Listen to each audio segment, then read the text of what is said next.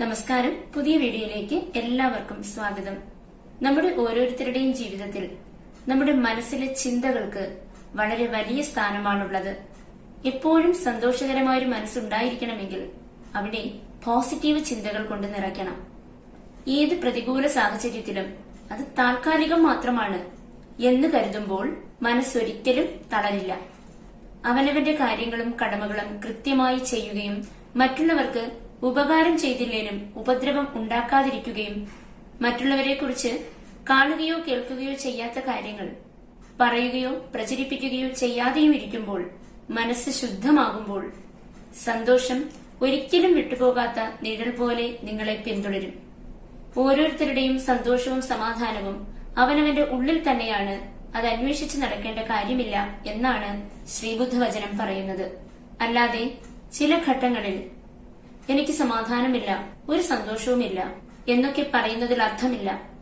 ഏതു സാഹചര്യങ്ങളെയും മനസ്സിലാക്കി അഡ്ജസ്റ്റ് ചെയ്യുന്ന ഒരു ശക്തമായ മനസ്സ് നാം സ്വയം ഡെവലപ്പ് ചെയ്തെടുക്കേണ്ടതാണ്. അവിടെയും പോസിറ്റീവ് തിങ്കിങ്ങിനും മെഡിറ്റേഷനുമൊക്കെ വളരെ വലിയ പ്രാധാന്യമാണുള്ളത്. ഏറ്റവും വലിയൊരു പ്രാർത്ഥനയാണ് ക്ഷമാശീലം. ജീവിതത്തിൽ പല നേട്ടങ്ങളും കൈവരിക്കാൻ ക്ഷമയോടെയുള്ള പ്രവർത്തനം നമ്മെ സഹായിക്കും. ക്ഷമാശീലമുള്ളവരുടെ മനസ്സിൽ അനാവശ്യമായ ഉത്കണ്ഠകൾക്കോ സമ്മർദ്ദങ്ങൾക്കോ സ്ഥാനമുണ്ടായിരിക്കുകയില്ല. ക്ഷമാശീലത്തെക്കുറിച്ച് വേറൊരു വീഡിയോ ചെയ്തിട്ടുണ്ട്. ലിങ്ക് ഡിസ്ക്രിപ്ഷൻ ബോക്സിൽ കൊടുക്കുന്നു, മറക്കാതെ കാണുക. ക്ഷമാശീലം കൊണ്ട് ജീവിതത്തിൽ വളരെയധികം ഗുണങ്ങളാണുള്ളത്. മനസ്സ് സമാധാനമായിരിക്കാനുള്ള ഒരു തെറാപ്പി കൂടിയാണ് ക്ഷമ എന്ന പരിശീലനം. ഓരോ മനുഷ്യനും അവന്റെ കടമകളും കർത്തവ്യങ്ങളും കൃത്യമായി ചെയ്തു പോകുമ്പോൾ ജീവിതത്തിലെ സമ്മർദ്ദങ്ങൾ കുറെയൊക്കെ ഒഴിവാക്കാനാകും. ഉദാഹരണത്തിന്, ഒരു സ്റ്റുഡന്റ് അവൻ പഠിക്കേണ്ട കാര്യങ്ങളെല്ലാം കൃത്യമായി പഠിച്ച് ചെയ്യേണ്ട കാര്യങ്ങളെല്ലാം ചെയ്ത് കൃത്യമായ ഒരു ലക്ഷ്യത്തിലൂടെ ഡിസിപ്ലിനിലൂടെ മുന്നോട്ട് പോവുകയാണെങ്കിൽ എക്സാം സമയത്ത് അഡീഷണൽ എഫേർട്ടിന്റെയൊന്നും ആവശ്യം വരില്ല.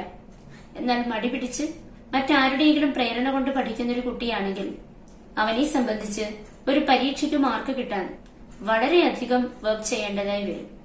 കൃത്യനിഷ്ഠ സമ്മർദ്ദം കുറയ്ക്കും. സാധാരണ നിലയിൽ ജീവിതം വളരെ സിമ്പിളാണ്. നമ്മുടെ ആഗ്രഹങ്ങളും ആവശ്യങ്ങളും കൂടുമ്പോഴാണ് ജീവിതം കോംപ്ലിക്കേറ്റഡ് ആകുന്നത്.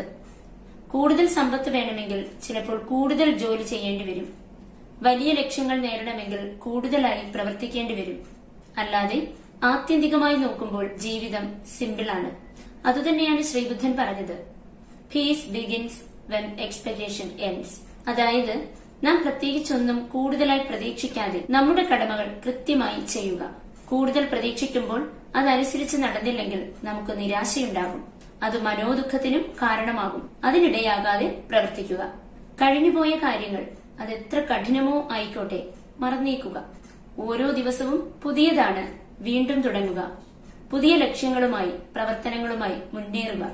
ഒരിക്കലും മറ്റൊരാളെ ഡിപ്പെൻഡ് ചെയ്തിട്ടായിരിക്കരുത് നിങ്ങളുടെ മനസ്സിന്റെ സന്തോഷവും സമാധാനവും. ജീവിതത്തിൽ പല ഘട്ടങ്ങളിലായി നാം ധാരാളം പേരെ കണ്ടുമുട്ടുന്നു. അതിൽ ചിലർ നമുക്ക് സന്തോഷം നൽകുന്നു, നമ്മെ സഹായിക്കുന്നു. മറ്റു ചിലർ നമുക്ക് ബുദ്ധിമുട്ടുകളോ പ്രയാസങ്ങളോ ഉണ്ടാക്കിയേക്കാം. പ്രിയപ്പെട്ടവരെന്ന് നാം കരുതുന്നവരിൽ നിന്നും നമുക്ക് തിരിച്ചടികൾ ലഭിച്ചേക്കാം. എന്നാൽ അവയൊക്കെ പുറന്തള്ളുക, മനസ്സിലേക്കെടുക്കരുത്.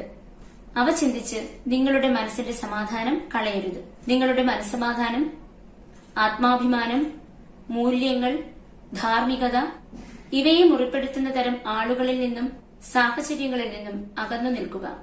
ഇത് മനസ്സിന് ഒരുപാട് സന്തോഷവും സമാധാനവും നൽകും.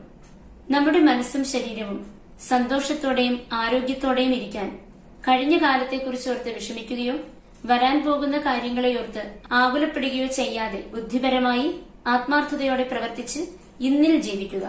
പ്രസന്റ് മൊമെന്റിൽ ജീവിക്കുക. വീഡിയോ ഇഷ്ടപ്പെട്ട് കാണുമെന്ന് വിശ്വസിക്കുന്നു. ഇഷ്ടപ്പെട്ടെങ്കിൽ ലൈക്ക് ചെയ്യാനും ഉപകാരപ്പെടുമെന്ന് തോന്നുന്നവർക്ക് ഷെയർ ചെയ്തു കൊടുക്കാനും മറക്കാതിരിക്കുമല്ലോ. Thank you.